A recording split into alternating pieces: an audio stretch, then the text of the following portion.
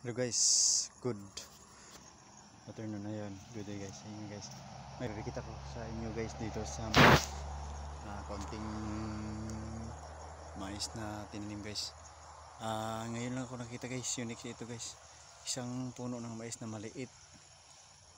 Imbis na bulaklak yung lalabas. Ito guys oh. Yan bunga guys. Bunga yung lalabas sa kanyang bulaklak. Yan imbis na bulaklak ito guys, yung bunga yung nakalabas guys. Tingnan yan, maliit lang siya guys, bihira lang siya ganito guys, bihira yung ganitong klase mais guys, isang kaiba guys. Yan, di gaya ng iba guys oh.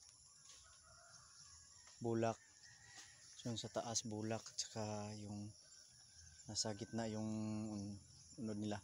Ito imbis na bulaklak, yung laman niya yung makikita. Yan o.